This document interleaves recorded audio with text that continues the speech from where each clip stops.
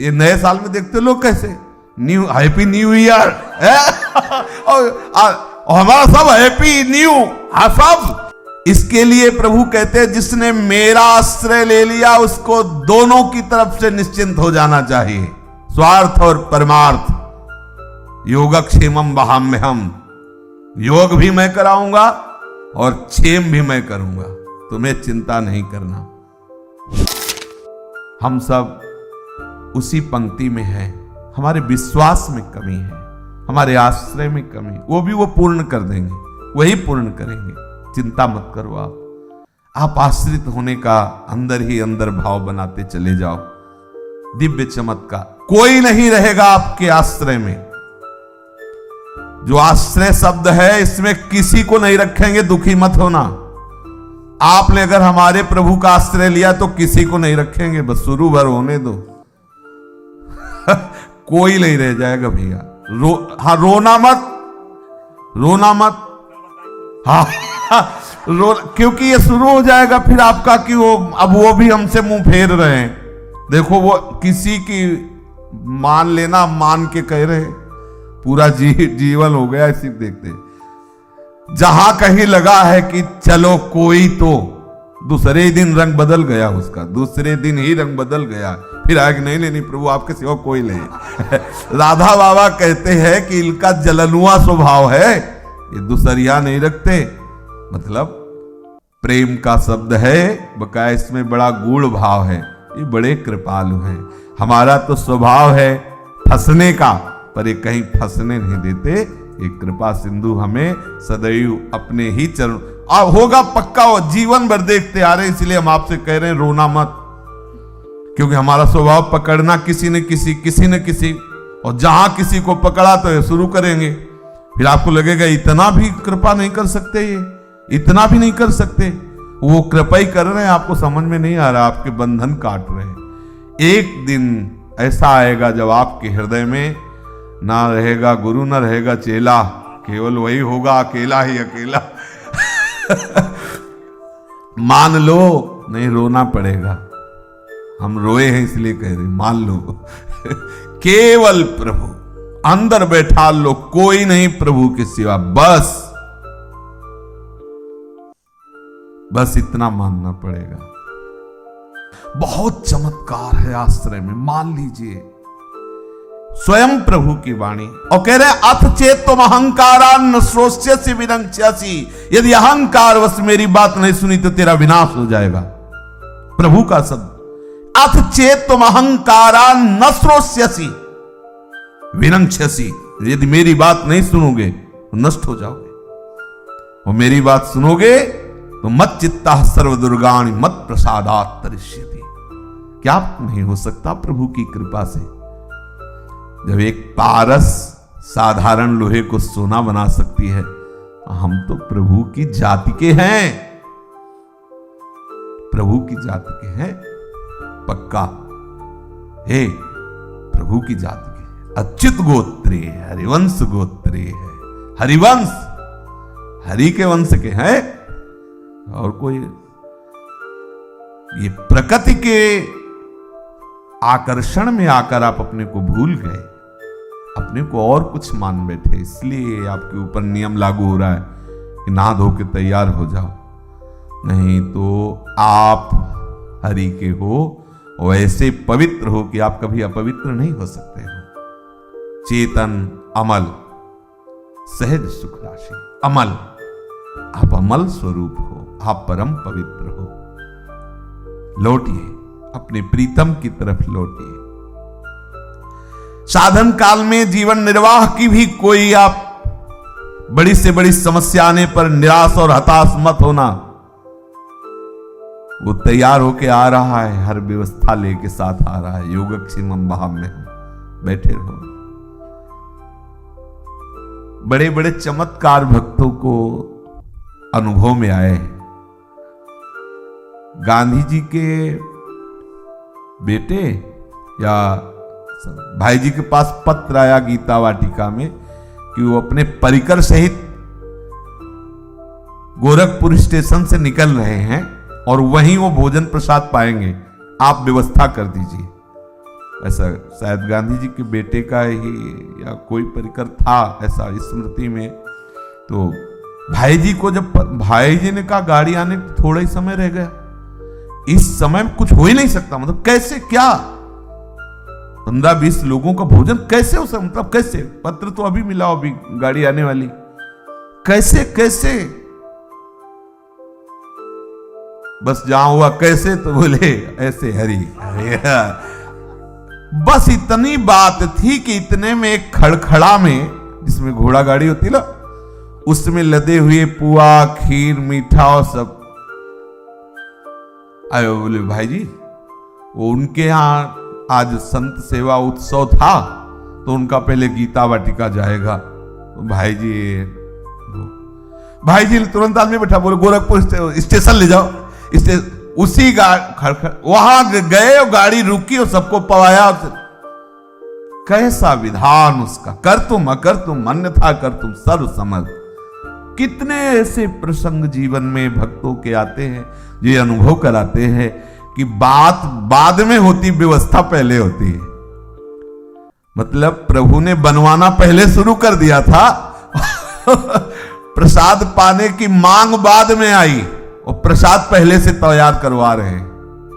हमें क्या परवाह, सर्वज्ञ सर्वशक्तिमान वो सब कर लेंगे। दुर्वासा जी को पवाला भी नहीं पड़ा। श्री युधिष्ठिर जी की समस्या का समाधान असाधारण कृपा से हो गया। ऐसे धुले हुए पात्र से शाक का प्रकट होना, उस शाक को जिह्वा पे रखते ही संपूर्ण ब्रह्मांड का तृप्त हो जाना, यह है। दुर्वासा जी का वरदान मांग लो लेकिन भोजन की बात मत कहो। सुनो, हमारे प्रभु बहुत सामर्थ्यशाली है। विश्वास करके अपने आप को एक जन्म छोड़ दो, दिया प्रभु। अब हर समस्या में तुम्हें प्रभु की तरफ देखना होगा। किसी और से समस्या का समाधान मत चाहना, मत बताना। मन की समस्या, तन की समस्या मत बताना किसी से। रहीमन मन की मन व्यथा रखिए मन में गोए, सुन इठ लई हैं लोग सब बाट न ले है कोई। मत बताना, जानने वाले जान रहे हैं। और आपको अगर उपहास कराना है, सहाना है, तो हम राजी आपसे ही होंगे। बस आप ही जाने, दूसरा नहीं। वो जान जाएंगे, वो जानी जान है, वो सब जान रहे और जान जाएंगे। और आप महा आनंद में होंगे, आपकी एकांतिक निष्ठा पुष्ट होगी। ये विश्वास कर लो, आपकी श्रद्धा को कभी वो नष्ट नहीं होने देंगे। ये जरूर है कि आपकी श्रद्धा इतनी बलवान हो जाए कि भारी से भारी प्रतिकूलता दिखाई देने पर भी हिले ना। ये बहुत सीधा मार्ग वर्णन हो रहा है, बहुत सीधा। सब नियम कानूनों से एक अलग ही कानून है, त्यज लोक धर्मान।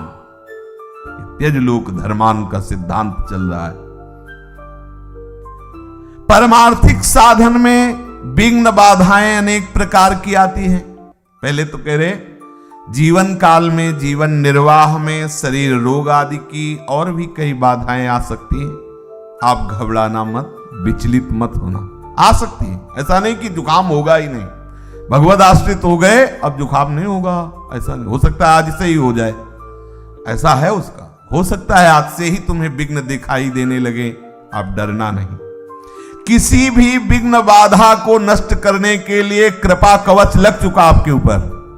विश्वास कर लो, अब कोई विघ्न बाधा आपको परास्त नहीं, कृपा कवच लगा हुआ है। और परमार्थिक साधन में भी, ये तो व्यवहारिक बाहर की बात, शरीर रोग ग्रसित बाहर आदि आदि। परमार्थिक साधन में विघ्न बाधाओं के आने की बात हो सकती है। आंतरिक काम क्रोध आदि और भी बहुत सी बाधाएं, वो जो भगवत प्राप्ति में बाधक भाव प्रकट करके साधक को भ्रष्ट कर देती हैं। इसके लिए प्रभु कहते हैं जिसने मेरा आश्रय ले लिया उसको दोनों की तरफ से निश्चिंत हो जाना चाहिए, स्वार्थ और परमार्थ। योगक्षेमम वहाम्यहम, योग भी मैं कराऊंगा और क्षेम भी मैं करूंगा, तुम्हें चिंता नहीं करना। अपनी कृपा से आज से मैं तुम्हारा भार लेता हूं, तुम्हारी साधना संपूर्ण मैं करूंगा, बाहर और भीतरी सारी बाधाएं दूर मैं करूंगा, और साधन के द्वारा प्राप्त होने वाली बड़ी बड़ी स्थितियां मैं प्रदान करूंगा। ये विश्राम भूमि, आप जो चाहो साधन करा लो, आप जो चाहो स्थिति दे दो, आप जैसा चाहो। आज से आपकी शरण में हूं। रोज अपने ऐसे करते हैं, रोज हो रहे हैं ना, रोज नए नए होते हैं। नया साल तो आज नए साल में होते हैं। हाँ, नयो ने नवरंग नयोर। ये सुनो, देखो लोग उत्साहित हैं, बोले साल नया आया तो इसमें उत्साहित है। हमारा तो सब कुछ नया है। नयो ने नवरंग नयो रस नवल श्याम वृषभानु किशोरी, नौ पीतांबर है, नई चूनरी और नई नई बूंदन भींजत। बोले सब नया नया कैसा होता होगा उस उपासक के हृदय में। ये नए साल में देखते लोग कैसे न्यू, हैप्पी न्यू ईयर और हमारा सब हैप्पी न्यू, हाँ सब न्यू। नौ किशोर प्रिया प्रीतम नवीन नौ वृंदावन हरित मनोहर, नौ चातक बोलत मोर मोरी, नौ मुरली जो मल्हार नई गति, श्रवण सुनत आए घन घोरी, नौ भूषण नौ मुकुट विराजत, नई नई उरप लेत थोरी थोरी, और जैसे ही हरिवंश हसीस देत मुख, चिरजीवो भूतले हाजिर। कितना आनंद होगा, तुम एक विषय में इतने आनंदित हो, गुलदस्ता माला फूल सब अर्पित करे और नाच रहे हो। बोले क्या बोले, हैप्पी न्यू ईयर है, ईयर, हाँ हैप्पी न्यू ईयर। हमारा यहाँ हैप्पी न्यू सब कुछ, ईयर ही नहीं सब कुछ, डियर हमारा प्यारा नया, हमारे प्यारे का सारा सब संविधान नया। ए तुम्हारा ईयर हमारा डियर, हमारा प्यारा नया है, हमारा प्यार नया है, हमारे प्यारे का सब कुछ नया है, नवीन है। इसलिए सोचो कितना आनंद होगा जब सब कुछ नया है, नया प्रीतम, नया वृंदावन, नवीन शोभा, नवीन बंसी, नवीन भूषण मुकुट विराजमान हुए हमारे प्रिया प्रीतम।